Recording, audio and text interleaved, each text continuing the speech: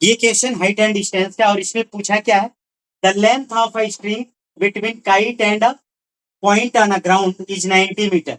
मतलब कोई एक पतंग को उड़ा रहा है, अगर पतंग फ्लाई कर रहा है तो पतंग तो एबव में होगा, ऊपर आसमान में, तो वो जहां से ग्राउंड पे खड़ा है उस पॉइंट से पतंग के बीच की दूरी 90 मीटर, मतलब जो धागे की लंबाई, स्ट्रिंग की लंबाई, वो 90 मीटर है।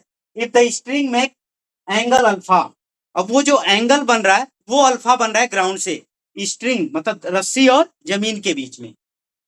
Find the height of the kite if the there is no slack in the string, अगर स्ट्रिंग में कोई खिंचाव या घुमाव या मोड़ नहीं है तो उसकी वो चाहिए हमें। चलो एक काइट देखते हैं। एक ये काइट हो गई, काइट में ऐसे रस्सी लगी है, अब ये रस्सी ग्राउंड पे आई है और ये हाइट हमें फाइंड आउट करनी है, ये हाइट पूछा है, ये हाइट कितनी है। हमने एज्यूम किया ये हाइट h है और ग्राउंड पे कोई पॉइंट ए है और ये पॉइंट बी, ये स्ट्रिंग की लंबाई दे रखा है बी, यहां ले लिया या यही देखो पूरी रस्सी की लंबाई पूछा स्ट्रिंग की, ये स्ट्रिंग ऑफ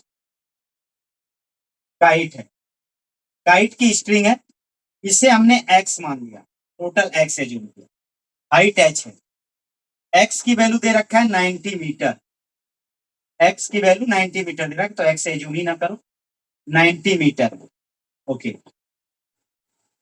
और ये एंगल अल्फा दे रखा है, तो लेट हाइट ऑफ काइट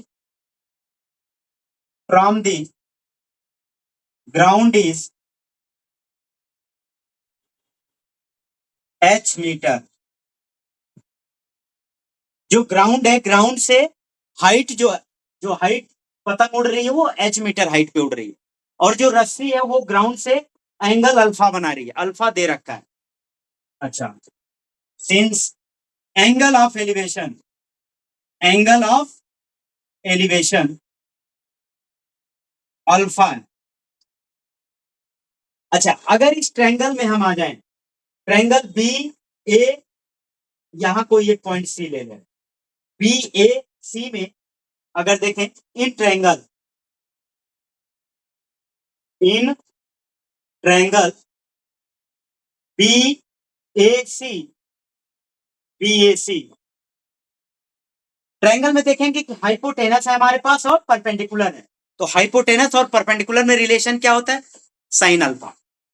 तो हम लिखेंगे A B, B C sorry, B C upon A B equal to हो जाएगा आपका साइन अल्फा, साइन अल्फा। तो ये हो गया आपका h upon 90 equal to sine alpha. Since sine alpha की वैल्यू दे रखा है क्वेश्चन में 3/5, इसकी वैल्यू यूज करेंगे, तो h अपॉन 90 इक्वल टू 3/5, इसका यहाँ मल्टीप्लाई हो जाएगा, तो h इक्वल टू क्या हो जाएगा, 3 इंटू 90/5, 5 वन जा 5, 5 8 जा, तो h इक्वल टू क्या हो गया, 3 इंटू 18, तो h की वैल्यू हो गई 54। जो हाइट ऑफ काइट है वो क्या है, हाइट ऑफ काइट क्या है, 54 metre, hence height of kite is 54 metre answer. एक बार क्वेश्चन का सॉल्यूशन देखिए, क्वेश्चन क्लियर हुआ सबको, क्वेश्चन क्लियर है। अब हाँ भैया।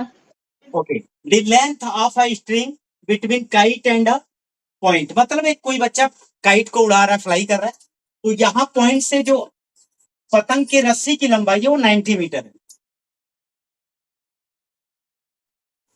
90 मीटर है, और ये हाइट पूछा है, हाइट, तो ये हाइट हमने h एज्यूम किया है, और एंगल दे रखा है अल्फा, एंगल ऑफ एलिवेशन, तो let height of the kite is from the ground is h metre, ये h मीटर हमने एज्यूम किया, एंगल ऑफ एलिवेशन अल्फा दे रखा है इन अ ट्रायंगल बी ए सी। अब ये ट्रायंगल बन रहा है बी ए सी, इस बी ए सी में B C upon A B हमने रख दिया, ये ए बी है।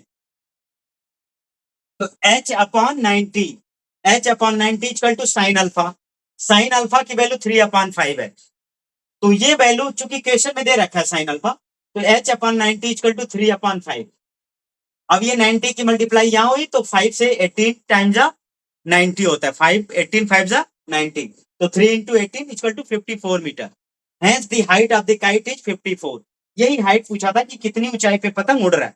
अच्छा, हाइट एंड डिस्टेंस में 99% क्या आता है, 10 आता है। लेकिन इस क्वेश्चन में चूंकि हाइपोटेनस दिया है और परपेंडिकुलर है, तो इनके बीच रिलेशन साइन का बनेगा।